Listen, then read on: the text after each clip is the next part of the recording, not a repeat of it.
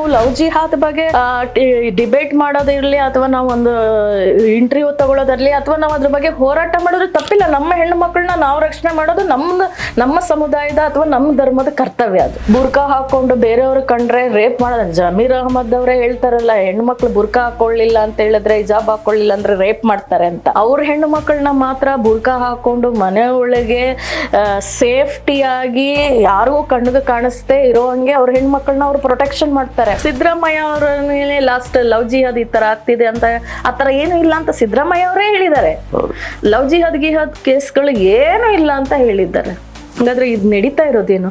ಹೆಣ್ಮಕ್ಳು ಹೊರಗಡೆ ಬಂದು ಅವರೇ ಸ್ಟೇಟ್ಮೆಂಟ್ ಕೊಡ್ತಾರಲ್ಲ, ಅದೆಲ್ಲ ಏನಾಗಾದ್ರೆ ಸುಳ್ಳ? ಮುಸ್ಲಿಮ್ಸ್ ಹುಡುಗ ಹಿಂದೂ ಹುಡುಗಿನ ಮದುವೆ ಆಗ್ಬೇಕಾದ್ರೆ ಹಿಂದೂ ಮನೆಯವರಿಗೆ ಏನು ಕಾನೂನು ಬಗ್ಗೆ ಅರಿವಿರಲ್ಲ, ಏನು ಇರಲ್ಲ, ನಾಲೆಡ್ಜ್ ಇರಲ್ಲ, ರಕ್ಷಣೆನೂ ಇರಲ್ಲ, ಏನೂ ಇರಲ್ಲ. ಆದ್ರೆ ಇವ್ರೇನಾದ್ರೂ ಹಿಂದೂ ಹುಡುಗಿನ ಮದುವೆ ಆಗ್ಬೇಕು ಅಂದ್ರೆ ಇವ್ರಿಗೆ ಫುಲ್ ಕಾನೂನದು ದಂಡನೆ ಬಂದ್ಬಿಡುತ್ತೆ.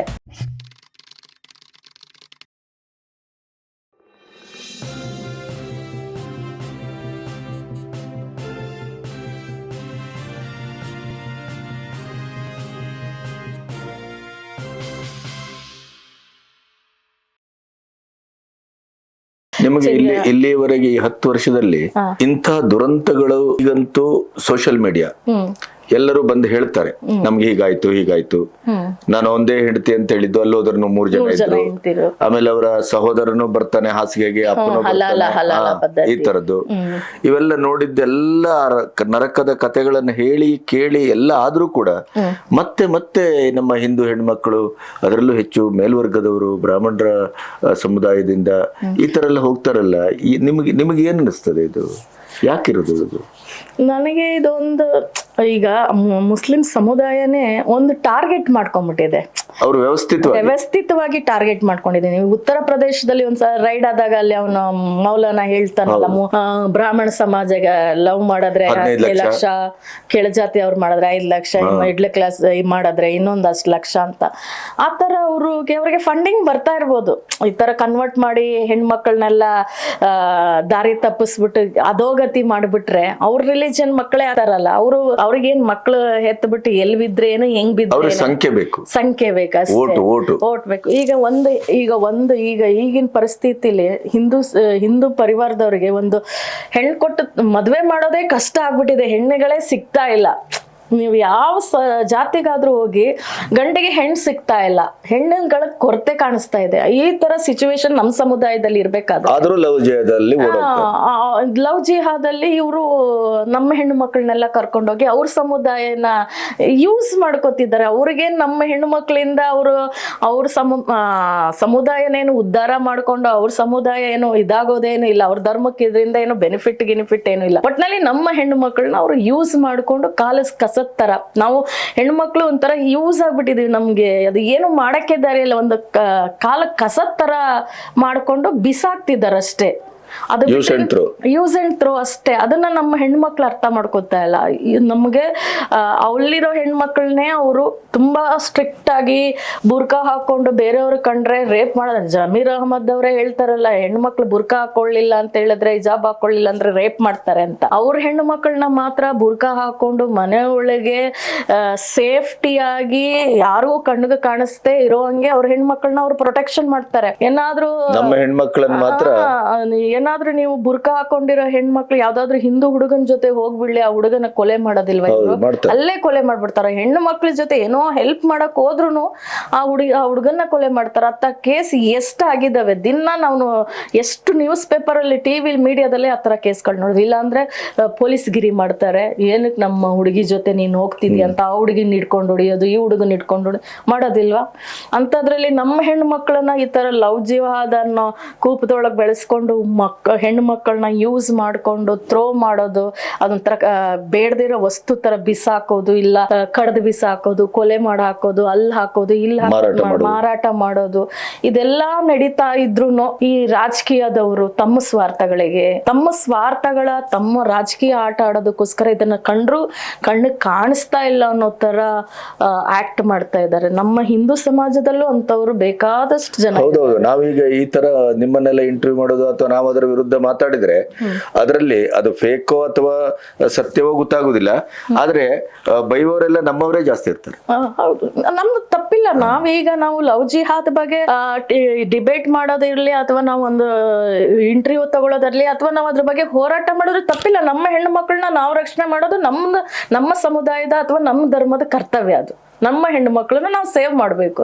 ನಮ್ಮ ಹೆಣ್ಮಕ್ಳು ದಾರಿ ತಪ್ತಾ ಇದ್ದಾರೆ, ನಮ್ಮ ಹೆಣ್ಮಕ್ಳು ಹಾಳಾಗ್ತಾ ಇದ್ದಾರೆ. ಹಾಳಾಗೋ ದಾರಿಗೆ ಹೋಗ್ಬೇಡಿ, ತಪ್ಪು ದಾರಿಗೆ ಹೋಗ್ತಾ ಇದ್ದೀರಾ, ಹೋಗ್ಬೇಡಿ, ಈ ತರ ಇದೆ ಸಮಾಜ, ನೀವು ಎಚ್ಚೆತ್ಕೊಳ್ಳಿ ಅಂತ ಹೇಳೋದು ಅದು ನಮ್ಮ ಕರ್ತವ್ಯ. ನಾವು ಎಜುಕೇಟೆಡ್ ಆಗ್ಬಿಟ್ಟು ನಾವು ಅದನ್ನ ಮಾಡದೇ ಇದ್ರೆ ನಾವು ಓದಿನೂ ವೇಸ್ಟ್. ಅವರು ನೋಡಿ ಚಿಕ್ಕ ಮಕ್ಕಳಿಂದಾನೆ ಹಿಜಾಬು ಅಥವಾ ಬುರ್ಕಾ ಹಾಕೊಂಡು ಅಷ್ಟೊಂದು ಅವ್ರ ಹೆಣ್ಮಕ್ಳನ್ನ ಪ್ರೊಟೆಕ್ಷನ್ ಮಾಡಲ್ಲ. ಮತ್ತೆ ಅವರು ಹಿಂದೂಗಳೆಲ್ಲರೂ ಹರಾಮಿಗಳು, ಹರಾಮು ಅಂತ ಹೇಳಿ ಎಷ್ಟು ಪ್ರೊಟೆಕ್ಷನ್ ಮಾಡ್ಕೊಂಡು ಅವರು ಎಷ್ಟು ಸೇಫ್ ಆಗಿ ಅವ್ರ ಹೆಣ್ಮಕ್ಳನ್ನ ಕಾಫಿರು ಅಂತ ಅವರ 2ನೇ ಕ್ಲಾಸ್ ಓದುವ ಮಗುವನ್ನು ಕೇಳಿದ್ರೆ ಅವ್ರು ಹೇಳ್ತಾರೆ.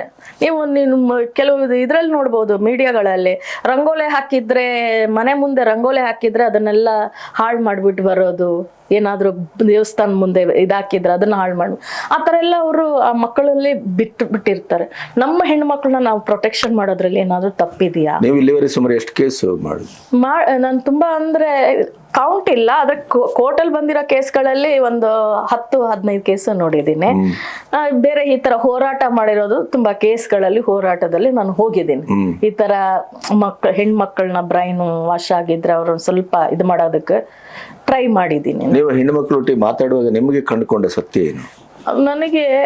ನನಗೇನು ಅನ್ಸುತ್ತೆ ಅಂತ ಹೇಳಿದ್ರೆ, ಅವರು ಆ 19, 20, 25 ವರ್ಷ ಹಾರ್ಮೋನ್ ಇಂಬ್ಯಾಲೆನ್ಸು ಮತ್ತೆ ದೈಹಿಕ ಆಕರ್ಷಣೆನೇ ಅವರು ಈ ರೀತಿ ದಾರಿ ತಪ್ಪೋದಿಕ್ಕೆ ಒಂದು ದಾರಿ ಇದಾಗ್ತಿದೆ ಅಂತ ನನ್ಗನ್ಸುತ್ತೆ. ಮತ್ತೆ ಅವರು ಈ ಡ್ರಗ್ಸ್ ಇಲ್ಲ ಗಾಂಜಾನೋ ಏನೋ ಅವರಿಗೆ ಬ್ರೈನ್ ವಾಶ್ ಮಾಡಿ ಅವ್ರು ಅದನ್ನ ಕೊಡ್ತಾರೆ. ಅವ್ರಿಗೆ ಹೆಣ್ಮಕ್ಳಿಗೆ ಅದನ್ನ ಇಂಜೆಕ್ಟ್ ಮಾಡ್ತಾರೆ. ಅವ್ರು ಹೇಳ್ದಂಗೆ ಕೇಳೋ ತರನೇ ಮಾಡ್ತಾರೆ. ಅವರನ್ನ ನೀವು ಯಾವುದೇ ಕಾರಣಕ್ಕೂ ಅಪ್ಪ ಅಮ್ಮ 24-20 ವರ್ಷ ಸಾಕಿ ಹೆತ್ತು ಹೊತ್ತು ಅವ್ರು ಹೇಳಿದ್ದು ಕೇಳಿ ಓದಿಸಿ ಎಲ್ಲ ಮಾಡಿದ್ರೆ ಅಪ್ಪ ಅಮ್ಮನೇ ಬೇಡ, ನನ್ಗೆ ಅಪ್ಪ ಅಮ್ಮ ಬೇಕಾಗಿಲ್ಲ, ಅವನೇ ಬೇಕು ಅಂತ ಹೋಗ್ಬೇಕು ಅಂತ ಹೇಳಿದ್ರೆ ಅವರು ಯಾವ ಲೆವೆಲ್ ಅಲ್ಲಿ ಅವರು ಬ್ರೈನ್ ವಾಶ್ ಆಗಿರ್ತಾರೆ ಅಂತ ನಾವು ನೋಡ್ಬೇಕಾಗುತ್ತೆ, ಯಾವ ತರ ಬ್ರೈನ್ ವಾಶ್ ಆಗಿರ್ತಾರೆ ಅಂತ. ಮತ್ತೆ ಇನ್ನೊಂದು ಏಜ್, ದೈಹಿಕ ಆಕರ್ಷಣೆ, ಅವ್ರಿಗೆ ಬೇರೆ ಏನೂ ಬೇಕಾಗಿರೋದಿಲ್ಲ. ಇದ್ರಿಂದನೂ ಅವರು ಡೈವರ್ಟ್ ಆಗೋದಕ್ಕೆ ಈಸಿ ಆಗುತ್ತೆ. ಇದರಲ್ಲಿ ಹೆತ್ತವರ ದೌರ್ಬಲ್ಯವೋ ಹೆತ್ತವರ ತಪ್ಪು ಅಥವಾ ಏನಾದ್ರೂ ಕಾಣ್ತದ ನಿಮ್ಗೆ? ಈಗಿನ ಸಮಾಜದಲ್ಲಿ ಪೋಷಕರು ಹೆಂಗಾಗ್ಬಿಟ್ಟಿದ್ದಾರೆ ಅಂತ ಹೇಳಿದ್ರೆ, ಅವ್ರ ಕೆಲ್ಸದಲ್ಲಿ ಅವರು ದುಡಿಯೋದ್ರಲ್ಲಿ ಬ್ಯುಸಿ ಆಗ್ಬಿಟ್ಟಿದ್ದಾರೆ. ಅವ್ರಿಗೆ ಈ ತರ ಸಮಾಜದಲ್ಲಿ ಈ ತರ ನಡೀತಿದೆ, ನೀವು ಇಂಥವ್ರಿಂದ ಸ್ವಲ್ಪ ಡಿಸ್ಟೆನ್ಸ್ ಮೇಂಟೈನ್ ಮಾಡಬೇಕು ಅನ್ನೋದನ್ನ ಅವ್ರು ಹೇಳ್ಕೊಡೋದ್ರಲ್ಲಿ ಇದಾಗ್ತಿದ್ದಾರೆ. ಏನಂತ ಹೇಳಿದ್ರೆ ಅವೆಲ್ಲ ಮಾಡಬಾರ್ದು. ನಮ್ಮ ಎಕ್ಸಾಂಪಲ್ ನಾನೇ ಕೋರ್ಟಲ್ಲಿ ಹಿಂಗೆಲ್ಲ ಮಾತಾಡ್ತಿರಲ್ಲ, ಮಕ್ಕಳಲ್ಲಿ ಈ ತರ ಎಲ್ಲ ವಿಷ ಬೀಜ ಬಿಚ್ಚಬಾರ್ದಲ್ವಾ ಅಂತ ಕೇಳ್ತಾರೆ. ಆ ಧರ್ಮ ಈ ಧರ್ಮ ಅಂತ ವಿಷ ಬೀಜ ಬಿತ್ತಬಾರ್ದಲ್ಲ ಅಂತ ಹೇಳ್ತಾರೆ. ಅಲ್ಲ, ವಿಷ ಬೀಜ ಬಿತ್ತಲಿಲ್ಲ ಅಂದ್ರೆ ನಮ್ಮ ಮಕ್ಳು ಅಲ್ಲೇ ಹೋಗಿ ಸತ್ರೆ ನಾಳೆ ಯಾರು ಕೇಳ್ತಾರೆ ಹೇಳಿ? ಯಾರು ಕೇಳ್ತಾರೆ? ಮತ್ತೆ ಈಗ ಇನ್ನೊಂದು ನಿಮ್ಮ ಗಮನಕ್ಕೂ ಬಂದಿದೆ ಅಂತ ಅಂದ್ಕೊಳ್ತೇನೆ. ಈಗ ಮೊನ್ನೆ ಅಂಥದ್ದು 2 ಘಟನೆಗಳಾದವು. ಅವರ ಮುಸ್ಲಿಂ ಹೆಣ್ಣು ಮಕ್ಕಳು ಡೆಲಿಬರೇಟ್ಲಿ ಈ ಹೆಣ್ಮಕ್ಳೊಟ್ಟಿಗೆ ಸ್ನೇಹ ಮಾಡಿ ಮನೆಗೆ ತಗೊಂಡು ಹೋಗುದು, ಕರ್ಕೊಂಡು ಹೋಗುದು. ಇದು ಉತ್ತರ ಪ್ರದೇಶದಲ್ಲಾಗಿದೆ.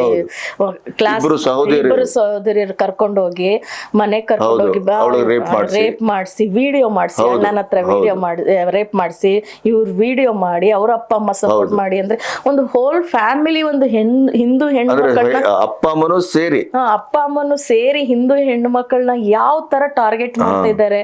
ಅಲ್ಲಿ ಒಬ್ನೇ ಇದ್ದಿದ್ರೆ, ನಾವು ಸಮುದಾಯದಲ್ಲಿ ಆತರ ಇಲ್ಲ, ನಮ್ ಸಮುದಾಯದ ಮೇಲೆ ಅಪಪ್ರಚಾರ ಮಾಡ್ತಿದ್ದೀರಿ, ಸುಳ್ಳು ವದಂತಿ ಹೊರಡಿಸ್ತಿದ್ದೀರಿ ಅಂತ ಕೆಲವು ಮುಸ್ಲಿಂ ಸಮುದಾಯದ ಜನ ಹೇಳ್ತಾರೆ, ಲೆಫ್ಟಿಸ್ಟ್ ಹೇಳ್ತಾರೆ. ನೀವು ಆತರ ನಿಮ್ ಸಮುದಾಯದಲ್ಲಿ ಆತರ ಇಲ್ಲ ಅಂತ ಹೇಳಿದ್ರೆ, ಈ ತರ ಘಟನೆಗಳಾದಾಗ ನೀವು ಯಾಕೆ ಅದ್ರ ವಿರುದ್ಧವಾಗಿ ವಾಯ್ಸ್ ಮಾಡೋದಿಲ್ಲ? ಯಾಕೆ ನಿಂತ್ಕೊಳ್ಳಲ್ಲ? ನಮ್ಮ ಸಮುದಾಯದ ಹುಡುಗ ಈ ತರ ಮಾಡಬಾರ್ದು, ಇದು ತಪ್ಪು ಅಂತ ನೀವು ಹೋರಾಟ ಮಾಡಿ ಅವ್ರನ್ನ ಅರೆಸ್ಟ್ ಮಾಡಿಸಿ. ಯಾರಾದ್ರೂ ನೀವು ಯಾವ ಪ್ರಕಾಶ್ ರಾಜು ಬರುದಿಲ್ಲ, ಯಾರು ಬರೋದಿಲ್ಲ. ನೀವು ಯಾವುದೇ ಲವ್ ಜಿಹಾದ್ ಅಲ್ಲಿ ಫ್ರಿಜ್ ಅಲ್ಲಿ ಆಗ್ಲಿ ಅಥವಾ ಇಲ್ಲೇ ಇನ್ನೊಂದು ಎಲ್ಲಾದ್ರೂ ಡೆಡ್ ಬಾಡಿ ಸಿಗ್ಲಿ ಅಥವಾ ಈ ಲವ್ ಜಿಹಾದ್ ಅಲ್ಲಿ ಈ ತರ ಅನ್ಯಾಯ ಆಗಿದೆ ಅಂತ ಹೇಳ್ಬಿಟ್ಟು ಅವಳು ಹೊರಗಡೆ ಬಂದಾಗ ಯಾರಾದ್ರೂ ಒಬ್ರು ಮುಸ್ಲಿಂ ಸಮುದಾಯದವರೇ ಹೋಗಿ ಹೋರಾಟ ಮಾಡ್ಲಿ. ನಮ್ಮ ಸಮುದಾಯಕ್ಕೆ ಇದು ಕೆಟ್ಟ ಹೆಸರು ತರ್ತಾ ಇದೆ, ನಮ್ಮ ಸಮುದಾಯದಲ್ಲಿ ಈ ತರ ಪದ್ಧತಿ ಇಲ್ಲ, ಈ ತರದೆಲ್ಲ ಆಗಬಾರ್ದು ಅಂತ ಹೋರಾಟ ಮಾಡ್ಲಿ. ಅವಾಗ ನಾನು ಸಮುದಾಯನ ನಾನು ಹೌದು ಮುಸ್ಲಿಂ ಅಲ್ಲೂ ಒಳ್ಳೆಯವ್ರು ಇದ್ದಾರೆ ಅಂತ ನಾನು ಅನ್ಕೊಂತೀನಿ. ನನಗೆ ಆ ಭಾವನೆ ಬರುತ್ತೆ. ನೀವೇ ಅದನ್ನ ನಡೀತಾ ಇದ್ರು ಸಮಾಜದಲ್ಲಿ ನಿಮ್ಮ ಸಮುದಾಯದಿಂದ ಈ ತರ ನಡೀತಿದೆ ಅಂತ ಗೊತ್ತಿದ್ರು ನೀವು ಒಂದು ವಾಯ್ಸ್ ಮಾಡ್ತಾ ಇಲ್ಲ. ನೀವು ನೋಡ್ಬೇಕು ಮೀಡಿಯಾದಲ್ಲಿ ಅಥವಾ ಯಾವ್ದಾದ್ರು ನೀವು ಸೋಷಿಯಲ್ ಮೀಡಿಯಾದಲ್ಲಿ ಅಥವಾ ಮೀಡಿಯಾದಲ್ಲಿ ಡಿಬೇಟ್ ಮಾಡ್ಬೇಕಾದ್ರೂ ಆ ತರ ನಡೆಯೋದೇ ಇಲ್ಲ ಅಂತ ಹೇಳ್ತಾರೆ. ಕಣ್ಣೆದುರುಗಡೆ ಲವ್ ಜಿಹಾದ್ ಕೇಸ್ಗಳು ರಿಪೋರ್ಟ್ ಆಗ್ತಿದ್ರು ಆ ತರ ನಡೆಯೋದೇ ಇಲ್ಲ, ನಿಮ್ದೆಲ್ಲ ಪ್ರೊಪಗಂಡ, ಇದು ಕೋಮುವಾದಿಗಳು, ನಿಮ್ಮಲ್ಲಿ ಏನೋ ಸೋದರತ್ವ ಇಲ್ಲ, ನೀವು ವಿಷ ಬೆಚ್ಚುತ್ತಾ ಇದ್ದೀರಾ, ಈ ಘಟನೆಗಳಿಗೆ ಏನ್ ಹೇಳ್ತಾರೆ? ಈ ಘಟನೆಗಳು ಅವರು ಅದು ಸುಳ್ಳು. ಈಗ ಅವಳು ಬಂದು ವಾಪಸ್ ಬಂದು ತನ್ನ ನೋವನ್ನು ಹೇಳ್ಕೊಳ್ತಾಳಲ್ಲ, ಅದು ಸುಳ್ಳು. ಅದನ್ನು ಸುಳ್ಳು ಅಂತಾನೆ ಅವ್ರಿಗೆ ನೀವು ಹೇಳಿದ್ರೆ ಅರ್ಥನೇ ಮಾಡ್ಕೊಳ್ಳೋದು ಇದು ಸುಳ್ಳು ಅಂತ ನೀವು ನೋಡ್ಬೋದು. ಮೀಡಿಯಾದಲ್ಲಿ ಡಿಬೇಟ್ ಮಾಡಿದಾಗ ನೋಡ್ಬೋದು ಇದೆಲ್ಲ ಸುಳ್ಳು, ಫೇಕ್ ಅಜೆಂಡಾ, ಪ್ರೊಪಗೆಂಡಾ ಅಂತ ಹೇಳ್ಬಿಟ್ಟು ವಾದ ಮಾಡ್ತಾರೆ. ದುರಂಧರ್ ಸಿನಿಮಾವನ್ನು ಫೇಕ್ ಅಜೆಂಡಾ ಅಂತ. ಹೌದು, ಅದೆಲ್ಲ ಫೇಕ್ ಅಜೆಂಡಾ. ಕೇರಳ ಸ್ಟೋರಿ 1, 2 ಬಂತಲ್ಲ, ಅದನ್ನು ಹಾಗೆ ಹೇಳ್ತಾರೆ. ಹೌದು, ನೀವು ಸಿದ್ದರಾಮಯ್ಯ ಅವರ ಮೇಲೆ ಲಾಸ್ಟ್ ಲವ್ ಜಿಹಾದ್ ಈ ತರ ಆಗ್ತಿದೆ ಅಂತ, ಆತರ ಏನು ಇಲ್ಲ ಅಂತ ಸಿದ್ದರಾಮಯ್ಯ ಅವರೇ ಹೇಳಿದ್ದಾರೆ. ಲವ್ ಜಿಹಾದ್ ಕೇಸ್ಗಳು ಏನು ಇಲ್ಲ ಅಂತ ಹೇಳಿದ್ದಾರೆ. ಹಾಗಾದ್ರೆ ಇದು ನಡೀತಾ ಇರೋದೇನು? ಹೆಣ್ಮಕ್ಳು ಹೊರಗಡೆ ಬಂದು ಅವರೇ ಸ್ಟೇಟ್ಮೆಂಟ್ ಕೊಡ್ತಾರಲ್ಲ, ಅದೆಲ್ಲ ಏನಾಗಾದ್ರೆ ಸುಳ್ಳ? ಕಾನೂನಾತ್ಮಕವಾಗಿ ನೀವು ಎಷ್ಟು ಮಟ್ಟಿಗೆ ಇದನ್ನು ನಿರ್ಬಂಧಿಸಬಹುದು? ಕಾನೂನಾತ್ಮಕವಾಗಿ ಅಂತ ಹೇಳಿದ್ರೆ ಏನೂ ಮಾಡೋದಕ್ಕಾಗೋದಿಲ್ಲ. ನಿಜವಾಗ್ಲೂ ಹೇಳ್ಬೇಕು ಅಂದ್ರೆ ಈ ತರ ಲವ್ ಜಿಹಾದ್ ಕೇಸ್ಗಳಲ್ಲಿ ಯಾವ್ದೋ ಕೇರಳದ ಒಂದು ಕೇಸ್ ಆಯ್ತು ನೋಡಿ. ಅದ್ರಲ್ಲಿ ಅವಳು ಕೇರಳದಲ್ಲಿ ಒಬ್ಬರನ್ನ ಲವ್ ಮಾಡಿ ಮದ್ವೆ ಆಗ್ತಾಳೆ. ಕೇರಳ ಹೈಕೋರ್ಟ್ ಇದು ಲವ್ ಜಿಹಾದ್ ಕೇಸ್ ಅಂತ ಹೇಳ್ಬಿಟ್ಟು ಅದನ್ನ ರಿಜೆಕ್ಟ್, ಅವ್ರನ್ನ ಮ್ಯಾರೇಜ್ ನ ಇದು ಮಾಡ್ಬಿಡ್ತಾರೆ. ಅವಾಗ ಅದು ಸುಪ್ರೀಂ ಕೋರ್ಟ್ ಹೋಗುತ್ತೆ. ಸುಪ್ರೀಂ ಕೋರ್ಟ್ ಅಲ್ಲಿ ಹೌದಾ ಈ ತರ ನಡೀತಿದ್ಯಾ ಅಂತ ಹೇಳ್ಬಿಟ್ಟು NAI ಇಂದ ರಿಪೋರ್ಟ್ ತರಿಸ್ಕೊಳ್ಳಿ ಅಂತ ಕೇಳ್ತಾರೆ. ಅವಾಗ NAI ಅವರು ಕೇರಳದಲ್ಲಿ ಹೋದಾಗ ಈ ತರ ಇದು ಒಂದು ಜಾಲನೆ ಇದೆ. ಕೇರಳದಲ್ಲಿ ನೀವು ಟಿವಿ ಟೈಮ್ಸ್ ನಾವಲ್ಲಿ ಒಂದು ಇದೇ ಬಂದಿತ್ತು, ಅದರಲ್ಲಿ ಲೈವ್ ಅಲ್ಲೇ ತೋರಿಸಿದ್ರು. ಆ ಮನೆಗಳು, ಆ ಫ್ಯಾಮಿಲಿನೇ ಒಂದು ಹುಡುಗಿ ಕನ್ವರ್ಟ್ ಬಂದ್ಬಿಟ್ರೆ ಅವಳನ್ನ ಯಾವ ತರ ಬ್ರೈನ್ ವಾಶ್ ಮಾಡ್ಬೇಕು, ಹೇಗೆ ಅವಳನ್ನ ಐಸೋಲೇಟ್ ಮಾಡ್ಬೇಕು, ಯಾವ ತರ ಡ್ರಗ್ಸ್ ಕೊಡ್ಬೇಕು, ಜಾಲನೆ ಇದೆ ಅಂತೆ. ಒಂದೊಂದು ಹುಡುಗಿಗೆ ಇಷ್ಟಿಷ್ಟು ಲಕ್ಷ ರೂಪಾಯಿ ಕರ್ಕೊಂಡ್ ಬಂದ್ರೆ ಇಷ್ಟು ಲಕ್ಷ ರೂಪಾಯಿ ಅಂತ ಹೇಳಿ ಆತರ ಜಾಲನೆ ಕ್ರಿಯೇಟ್ ಆಗಿದೆ. ಆದ್ರೆ ಇದು ಅದಕ್ಕೆ ಸಂಬಂಧಪಟ್ಟಂಗೆ ಇನ್ನೂ ಸರಿಯಾದ ಕೇಸ್ಗಳು ರಿಜಿಸ್ಟರ್ ಆಗದೆ ಇರೋದಕ್ಕೆ ಕಾನೂನಲ್ಲೂ ಏನೋ ಅಂತ ಆಕ್ಟ್ಗಳಿಲ್ಲ, ಏನೂ ಇಲ್ಲ. ಆದ್ರೂ ಮಾಡಬೇಕು. ಈ ರೀತಿ ಆದ್ರೆ ಮುಂದೆ ನಮ್ಮ ಹೆಣ್ಮಕ್ಳಿಗೆ ಸುರಕ್ಷತೆ ನೀಡ್ಬೇಕಂದ್ರೆ ಇದಕ್ಕೊಂದು ಆಕ್ಟ್ ಆಗ್ಲೇಬೇಕು. ಮತ್ತೆ ಇನ್ನೇನು ಅಂತ ಹೇಳಿದ್ರೆ 18 ವರ್ಷ ಆದ್ಮೇಲೆ ನಮ್ ಲಾ ಪ್ರಕಾರ ಹೆಣ್ಮಕ್ಳಿಗೆ ಮದ್ವೆ ಆಗಿ ಅವ್ರಿಷ್ಟ ಬಂದವ್ರನ್ನ ಮದುವೆ ಆಗೋ ಸ್ವಾತಂತ್ರ್ಯ ಇದೆ. ಮತ್ತೆ ನಮ್ಗೆ ಫಂಡಮೆಂಟಲ್ ರೈಟ್ಸ್ ಇದೆ, ನಿಮ್ ಇಷ್ಟ ಬಂದಂಗೆ ಜೀವನ ಮಾಡೋ ರೈಟ್ಸ್ ಇದೆ. ಆ ಬೇಸಿಸ್ ಮೇಲೇನೆ ಅವರು ಯಾರು ಮುಸ್ಲಿಮ್ಸ್ ಅವರು ಮದ್ವೆ ಆದ್ರೆ, ಲವ್ ಮಾಡಿ ಮದ್ವೆ ಆದ್ರೆ ಅದು ನಮ್ ಫಂಡಮೆಂಟಲ್ ರೈಟ್ಸ್. ನಾವ್ ಯಾನ್ ಬೇಕಾದ್ರೂ ಹೆಂಗ್ ಬೇಕಾದ್ರೂ ಮದ್ವೆ ಆಗ್ಬೋದು ಅಂತ ಕಾಯ್ತಾರೆ. ಕಾದ್ಬಿಟ್ಟು ಆಮೇಲೆ ಆ ಹುಡುಗಿಗೂ ನಮ್ ರೈಟ್ಸ್ ನಾವ್ ಹೆಂಗೇನ್ ಬೇಕಾದ್ರೂ ಮಾಡ್ಬೋದು ಅಂತ ಅವ್ರಿಗೂ ಬ್ರೈನ್ ವಾಶ್ ಮಾಡಿ ಹೇಳಿರ್ತಾರೆ. ಹಂಗಾಗಿ ಇವ್ರನ್ನ ಮದ್ವೆ ಆದಾಗ ನಾವು ಕೋರ್ಟು ತಡಿಯಕ್ಕಾಗಲ್ಲ, ನಾವು ತಡಿಯಕ್ಕಾಗೋದಿಲ್ಲ. ಇವ್ರ ಇನ್ನು ಇಂಟರ್ ರಿಲಿಜನ್ ಮದ್ವೆ ಮದ್ವೆ ಆಗ್ಬಿಟ್ಟು ಹೋಗ್ತಾರೆ. ಹೋದಾದ್ಮೇಲೆ ರಿಯಲೈಸ್ ಆದ್ಮೇಲೆ ಅಥವಾ ಅವ್ರು ಡೆಡ್ ಬಾಡಿ ಆಗಿದ್ರೆ ಅಥವಾ ಅವಳೇನಾದ್ರೂ ಅವಳಿಗೆ ಚೆನ್ನಾಗಿ ಹೊಡೆದು ಬಡ್ದು ಇದು ಮಾಡಿದ್ರೆ ಅಥವಾ ಅವಳ ಮೇಲೆ ಶೋಷಣೆ ಆಗಿದ್ರೆ ಅವಾಗ ಕಾನೂನು ಬರುತ್ತೆ. ಅಲ್ಲಿವರೆಗೂ ಕಾನೂನು ಬರಲ್ಲ. ನೀನ್ ಸ್ಟ್ರಗಲ್ ಆಗೋ ಲೈಫ್ ಸ್ಟ್ರಗಲ್ ಆಗ್ತಾನೆ ಇರ್ಬೇಕು. ನಮ್ ಸಿನಿಮಾದಲ್ಲಿ ಪೊಲೀಸರು ಕೊನೆಗೆ ಬರ್ತಾರಲ್ಲ, ಹಾಗೆ ಕಾನೂನು ಅಷ್ಟೇ. ನಿಮ್ಗೆ ಈ ತರ ಎಲ್ಲ ಇನ್ಸಿಡೆಂಟ್ ಆಗಿ ಅವಳಿಗೆ ಆತರ ಶೋಷಣೆ ಆದಾಗ ಕಾನೂನು ಬರುತ್ತೆ. ಅವಾಗ ನೀವು ಕಾನೂನು ಅಡಿಯಲ್ಲಿ ಈ ತರ ಶೋಷಣೆ ಆಗಿದೆ ಅಂತ ಕಾನೂನಲ್ಲಿ IPC ಸೆಕ್ಷನ್ಸ್ ಗಳಾಕ್ಬೋದು, ಅಥವಾ ಇದು ಏನು ಮೋಸ ಮಾಡಿದ್ರೆ 420 ಕೇಸ್ ಅದ ಹಾಕೋಬಹುದು, ಅಥವಾ DV ಆಕ್ಟ್ ಅಲ್ಲಿ ಮೇಂಟೆನೆನ್ಸ್ ತಗೋಬಹುದು. ಆ ತರ ಇದೆ. ಬಿಟ್ರೆ ನಿಮ್ಗೆ ಅವಳು ಆಗ್ತಿರೋ ಶೋಷಣೆನ ತಪ್ಸಕ್ಕೆ ಕಾನೂನಲ್ಲಿ ಯಾವುದು ಕ್ರಮಗಳು ಇಲ್ಲ. ತಪ್ಪಲ್ವಾ ಇದು? ಅದಕ್ಕೆ ಈಗ ರಾಜಕೀಯ ಪಕ್ಷಗಳು ಇದ್ರ ಬಗ್ಗೆ ಒಂದ್ ಸ್ವಲ್ಪ ಗಮನ ಹರಿಸ್ಬೇಕು. ಹೆಣ್ಣು ಮಕ್ಳಿಗೆ ಈ ತರ ಲವ್ ಜಿಹಾದ್ ಅನ್ನೋ ಇದ್ರಲ್ಲಿ ಜಾಲದಲ್ಲಿ ಬೀಳ್ತಿದ್ದಾರೆ, ಹೆಣ್ಮಕ್ಳು ಹಾಳಾಗ್ತಿದ್ದಾರೆ. ಅದಕ್ಕೇನಾದ್ರೂ ಒಂದು ಕಾನೂನು ಕ್ರಮ ತಗೋಬೇಕು ಅಂತ ನನ್ನ ಅನಿಸಿಕೆ. ಅಂದ್ರೆ ಯಾವ್ದಾದ್ರು ಒಂದು ಆಕ್ಟ್ ತಂದು ಹೆಣ್ಮಕ್ಳಿಗೆ ರಕ್ಷಣೆ ಕೊಡೋ ತರ ಮಾಡ್ಬೇಕು ಅನ್ನೋದು ನನಗೆ. ಯಾವ್ದೋ ಒಂದು ಆರ್ಟಿಕಲ್ ಅಲ್ಲಿ ಉತ್ತರ ಪ್ರದೇಶದಲ್ಲೋ ಗುಜರಾತ್ ಅಲ್ಲಿ ಅನ್ಸುತ್ತೆ, ಲವ್ ಮ್ಯಾರೇಜ್ ಮಾಡ್ಬೇಕಾದ್ರೆ ತಂದೆ ತಾಯಿಗಳು ಕಂಪಲ್ಸರಿಯಾಗಿ ಈಗ ಗುಜರಾತ್ ನೋಟಿಸ್ ಕಳಿಸ್ತೀವಿ, ತಂದೆ ತಾಯಿಗಳು ಆಗೋದಿಲ್ಲ ಅನ್ನೋ ತರ. ಅದ್ರಲ್ಲಿ ಅಂದ್ರೆ ಅಲ್ಲಿ ಅದು ಡಿಸೈಡ್ ಮಾಡುತ್ತೆ, ಅಪ್ಪ ಅಮ್ಮ ಒಪ್ಪಿಗೆ ಕೊಡುಗೆ ಕೊಡ್ಲಿಲ್ಲ ಅಂದ್ರೆ ಅದರಲ್ಲಿ ಸತ್ವ ಇದೆ, ಅದು ಪ್ಯೂರಿಟಿ ಇದೆ ಅಂತ ಹೇಳಿದ್ರೆ ಅವಾಗ ಅದು ಕಾನೂನೇ ಅದನ್ನ ಊರ್ಜಿತ ಮಾಡುತ್ತೆ ಮದ್ವೆ. ಅಕಸ್ಮಾತ್ ಇಲ್ಲ ಇದ್ರಲ್ಲಿ ಏನೋ ಫೇಕ್ ಇದೆ, ಲವ್ ಜಿಹಾದ್ ಆ ತರ ಏನಾದ್ರು ಇದೆ ಅನ್ನೋದಿದ್ರೆ ಅದನ್ನ ಅದು ರಿಜೆಕ್ಟ್ ಮಾಡುತ್ತೆ. ಆ ತರ ಏನೋ ಕಾನೂನು ಗುಜರಾತ್ ಅಲ್ಲಿ ತಂದ. ಅಟ್ಲೀಸ್ಟ್ ತಂದೆ ತಾಯಿ ಗಮನಕ್ಕಾರು ಬರ್ಬೋದಲ್ಲ. ಹೌದು, ಇಲ್ಲ ತಂದೆ ತಾಯಿ ಗಮನಕ್ಕೆ ಈಗ ಮೊನಾಲಿಸಾ ಇರ್ಬೋದು ಅಥವಾ ಇನ್ನೊಬ್ರು ಬೇರೆ ತುಂಬಾ ಕೇಸ್ಗಳಲ್ಲಿ ತಂದೆ ತಾಯಿ ಗಮನಕ್ಕೆ ಬರದ್ರುನು ಅಲ್ಲ, ತಂದೆ ತಾಯಿ ಗಮನಕ್ಕೆ ಬಂದ್ರು ಅವ್ರು ಏನು ಮಾಡೋದಕ್ಕೆ ಆಗೋದಿಲ್ಲ. ಮೆಜಾರಿಟಿಗೆ ಬಂದಿರೋ ಮಕ್ಕಳನ್ನ ನಿಮ್ಗೆ ಈ ಕಡೆ ಹುಡುಗನ ಕಡೆ ಫುಲ್ ಸಪೋರ್ಟ್ ಇದೆ, ನಿಮ್ ಕಾನೂನುವಾಗಿ ನಿಮ್ಗೆ ಫುಲ್ ಸಪೋರ್ಟ್ ಇದೆ. ಮುಸ್ಲಿಮ್ಸ್ ಅಲ್ಲಿ ಮುಸ್ಲಿಮ್ಸ್ ಹುಡುಗ ಹಿಂದೂ ಹುಡುಗಿನ ಮದ್ವೆ ಆಗ್ಬೇಕಾದ್ರೆ ಹಿಂದೂ ಮನೆಯವರಿಗೆ ಏನು ಕಾನೂನು ಬಗ್ಗೆ ಅರಿವಿರಲ್ಲ, ಏನು ಇರಲ್ಲ, ನಾಲೆಡ್ಜ್ ಇರಲ್ಲ, ರಕ್ಷಣೆನೂ ಇರಲ್ಲ, ಏನು ಇರಲ್ಲ. ಆದ್ರೆ ಇವ್ರೇನಾದ್ರೂ ಹಿಂದೂ ಹುಡುಗಿನ ಮದ್ವೆ ಆಗ್ಬೇಕು ಅಂದ್ರೆ ಇವ್ರಿಗೆ ಫುಲ್ ಕಾನೂನದು ತಂಡನೆ ಬಂದ್ಬಿಡುತ್ತೆ. ಅವ್ರ ಪ್ರೊಟೆಕ್ಷನ್ಗೆ, ಅವಳನ್ನ ಒಳಗಾಕೊಳ್ಳೋದಿಕ್ಕೆ, ಮದ್ವೆ ಮಾಡ್ಕೊಳ್ಳೋದಿಕ್ಕೆ ಇಡೀ ಟೀಮೇ ಬಂದ್ಬಿಡುತ್ತೆ. ಗೊತ್ತಾಯ್ತಾ? ವ್ಯವಸ್ಥಿತವಾಗಿ ಒಂದು ಟೀಮೇ ಬಂದ್ಬಿಡುತ್ತೆ. ಈಗ ಮೊನಾಲಿಸಾ ಅಂದ್ ಏನಾಯ್ತು, ಇಡೀ ಟೀಮೇ ಎಲ್ಲ ಅಭಿನಂದಿಸಿ ಸಮಾಜದಲ್ಲಿ ಎಲ್ಲ ಗಣ್ಯರು ಸೇರಿ ಟೀಮೇ ಬಂದು ಅವಳನ್ನ ಒಂದು ಐತಿಹಾಸಿಕ ಘಟನೆಯನ್ನು ಟೀಮ್ ಹೇಗೆ ಅವರು ಯಾವ ರೀತಿ ಹಿಂಗಾದ್ರೆ ಈ ರೀತಿ ಹೋದ್ರೆ ಯಾವ ತರ ಕಾನೂನು ಅಡಚಣೆ ಆಗುತ್ತೆ, ನಾನು ಯಾವ ರೀತಿ ಹೋಗ್ಬೇಕು ಅನ್ನೋದೆಲ್ಲ ಟೀಮ್ ಸಮೇತ ಹೋಗಿ ಹುಡುಗಿನ ಗ್ರಾಬ್ ಮಾಡ್ಕೊಳ್ಳೋದು. ಅವಾಗ ಇವ್ರು ಏನು ಅಸಹಾಯಕರು, ಇವ್ರಿಗೇನು ಮಾಡೋದು. ನಿಮ್ಮ ಈ 10 ವರ್ಷಗಳಲ್ಲಿ ನೀವು ಹತಾಶರಾಗಿದ್ದೀರಾ? ನಾನು ತುಂಬಾ ಹತಾಶ ಆಗ್ಬಿಟ್ಟಿದೆ. ನನಗೆ ನಮ್ಮ ಹಿಂದೂ ಹೆಣ್ಮಕ್ಳ ಮೇಲೆ ಬೇಜಾರಿದೆ, ನನಗೆ ಬೇರೆ ಯಾರು ಇಲ್ಲ. ನಮ್ಮ ಧರ್ಮದಲ್ಲಿ ಎಷ್ಟೊಂದು ಜಾತಿಗಳಿದೆ. ಇಂಟರ್ಕಾಸ್ಟ್ ಮ್ಯಾರೇಜ್ ಮಾಡ್ಕೊಳ್ಳಿ, ಜಾತಿ ಪದ್ಧತಿನ ನೀವು ನಿರ್ಮೂಲನೆ ಮಾಡ್ಕೊಳ್ಳಿ. ಎಷ್ಟು ಜಾತಿಗಳಿದಾವೆ, ಜಾತಿ ಪದ್ಧತಿ ಇಂಟರ್ಕಾಸ್ಟ್ ಮ್ಯಾರೇಜ್ ಮಾಡ್ಕೊಂಡು ಜಾತಿ ಪದ್ಧತಿ ನಿರ್ಮೂಲನೆ ಮಾಡಿ ನಮ್ಮ ಧರ್ಮದಲ್ಲಿ ಇರೋ ಒಂದು ಶೋಷಿತ ಇದು ಏನದು ಪ್ರಾಬ್ಲಮ್ಗಳನ್ನ ಸೊಲ್ಯೂಷನ್ ನಾವು ಓದೋ ಆಗಿರೋರು ಎಜುಕೇಟೆಡ್ ಅದನ್ನ ಆಮೇಲೆ ಈಗ ಈ 78 ವರ್ಷದ ಸ್ವತಂತ್ರ ಭಾರತದಲ್ಲಿ ನಾವು ಎಲ್ಲ ಯಾವ್ಯಾವ್ದು ಸಮಾಜಕ್ಕೆ ಹಾನಿ ತರ್ತದೋ ಅದನ್ನೆಲ್ಲ ಬಿಡ್ತಾ ಬಂದಿದ್ದೇವೆ. ಸತಿಸಹಗಮನ ಪದ್ಧತಿ ಬಿಟ್ಟಿದ್ದೇವೆ, ಬಾಲ್ಯ ವಿವಾಹ ಬಿಟ್ಟಿದ್ದೇವೆ, ಎಲ್ಲ ಬಿಟ್ಟಿದ್ದೇವೆ. ನಾವು ರಿಫಾರ್ಮ್ ಆಗ್ತಾ ಇದ್ದೇವೆ. ಆದ್ರೆ ಹಿಂದೂ ಧರ್ಮ ಒಂದು ಬಿಟ್ಟು ಬೇರೆ ಯಾವ್ದೆಲ್ಲ ಮತ ಅಂತಿದ್ಯೋ ಅದು ಯಾವ್ದು ರಿಫಾರ್ಮ್ ಆಗ್ಲಿ ಅವ್ರು ಆಗೋದಿಲ್ಲ. ಅವರ ಕುರಾನ್ ಅಲ್ಲಿ ಇರೋದನ್ನ ಅವರು ಚಾಚು ತಪ್ಪದೆ ಅದನ್ನ ಅವರು ತಿದ್ದೋದಕ್ಕೂ ಆಗಲ್ಲ, ಅದ್ರ ಬಗ್ಗೆ ಮಾತಾಡೋದಕ್ಕೂ ಆಗೋದಿಲ್ಲ. ಆ ತರ ಅವರು ಧರ್ಮದಲ್ಲಿ ನಿಷ್ಠರಾಗಿದ್ದಾರೆ. ಅವರು ಯಾವುದೇ ಈಗ ಬುರ್ಕಾ ಇರ್ಬೋದು ಅಥವಾ ಹಲಾಲ ಪದ್ಧತಿ ಇರ್ಬೋದು, ತ್ರಿಬಲ್ ತಲಾಕ್ ಪದ್ಧತಿನೇ ಇರ್ಬೋದು, ಅದ್ರ ವಿರುದ್ಧವಾಗಿ ಅವರು ಹೋರಾಟನೂ ಮಾಡೋದಿಲ್ಲ, ಅದ್ರ ವಿರುದ್ಧವಾಗಿ ವಾಯ್ಸು ಎತ್ತೋದಿಲ್ಲ. ಅಲ್ಲಿನ ಹೆಣ್ಮಕ್ಳಿಗೆ ಶೋಷಣೆ ಆಗ್ತಿದ್ರು, ಅದ್ರ ವಿರುದ್ಧವಾಗಿ ಅವರು ಹೋರಾಟ ಮಾಡೋದಕ್ಕೂ ರೆಡಿ ಇಲ್ಲ. ಅವರು ಇದು ಪಿಡುಗು, ಇದು ಒಂಥರ ಪಿಡುಗು ಇದ್ದಂಗೆ ಇದ್ರೂನು ನಮ್ಮ ಹಣೆ ಬರ ಅಂತ ತಿಳ್ಕೊಂಡಿದ್ದಾರೆ ಕಾಣ್ತದೆ. ಅದು ಅವ್ರ ಧರ್ಮದಲ್ಲಿ ಹಲಾಲದ ವಿರುದ್ಧ ಎಲ್ಲ ಕೆಲವರೆಲ್ಲ ಹೆಣ್ಮಕ್ಳು ಈಚೆ ಬಂದಿದ್ದಾರೆ. ಈಗ ಬಂದು ಹಿಂದೂ ಮತಕ್ಕೆ ಕನ್ವರ್ಟ್ ಆಗಿದ್ದಾರೆ, ಸೋಷಿಯಲ್ ಮೀಡಿಯಾದಲ್ಲಿ ಧ್ವನಿ ಎತ್ತುತ್ತಾ ಇದ್ದಾರೆ. ಒಂದು 3-4 ಜನ ನಾನು ಗಮನಿಸ್ತಾ ಇದ್ದೇನೆ. ಮೊನ್ನೆ ಒಂದು ವಿಡಿಯೋ ನೋಡಿದೆ. ಆ ವಿಡಿಯೋದಲ್ಲಿ ಅವಳ ಮದ್ವೆ ಕರ್ಕೊಂಡು ಹೋಗ್ತಾನೆ, ಕರ್ಕೊಂಡು ಹೋಗಿ 2 ತಿಂಗಳು ಯೂಸ್ ಮಾಡ್ಕೊಂಡು ಯಾವ್ದೋ ಮದರಸಗೆ ಬಿಡ್ತಾನೆ. ಅಲ್ಲಿಂದ ಮದರಸ ಮದ್ವೆ ಆಗ್ತಾನೆ.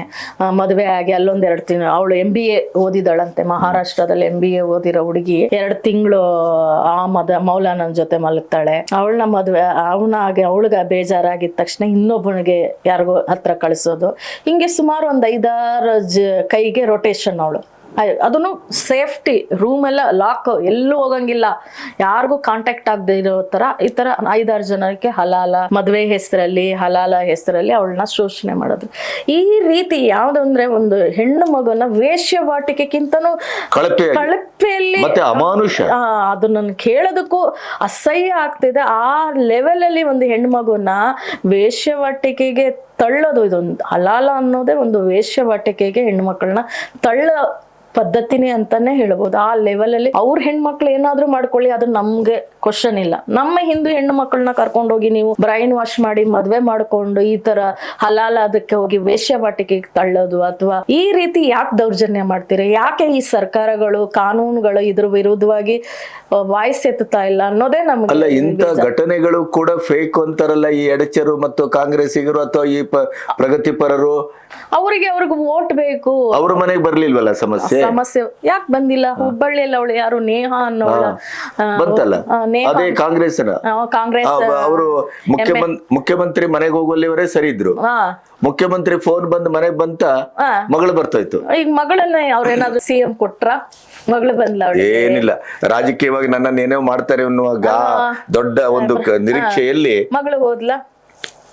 ಅಂಜಲಿ ಪ್ರಕರಣವೂ ಅದೇ ತರ, ನೇಹ ಮತ್ತು ಅಂಜಲಿ ಇಬ್ರು. ನೇಹ ಮತ್ತೆ ಇನ್ನೊಬ್ಳು ಪಾಪ ಯಾರೋ ಏನೋ ಇದ್ರಲ್ಲಿ ಉತ್ತರ ಪ್ರದೇಶದಲ್ಲಿ ಪಾಪ ಒಂದು ಹುಡುಗಿನ ಹಂಗೆ ಒಪ್ಪಲ್ಲ ಅವಳು, ನಾನು ಲವ್ ಮಾಡಲ್ಲ ಅಂತ ಹೇಳೋದಕ್ಕೆ ರೋಡಲ್ಲೇ ಮಾಡ್ತಾರಲ್ಲ, ರೋಡಲ್ಲೇ ಎಕ್ಸಾಮ್ಗೆ ಹೋಗೋ ಹುಡುಗಿನ ರೋಡಲ್ಲಿ ಕೊಡದಾಕ್ತಾರೆ ಅಂತ ಹೇಳಿದ್ರೆ ಇದೆ ಕಣ್ಣು ಮುಂದೆ ಇದ್ರೂನು ಈ ಸಮಾಜ ಸುಧಾರಿಸ್ಕೊತಾ ಇಲ್ಲ, ಮತ್ತೆ ಹಿಂದೂ ಹೆಣ್ಣು ಮಕ್ಕಳು ಸುಧಾರಿಸ್ಕೊಂತ ಇಲ್ಲ.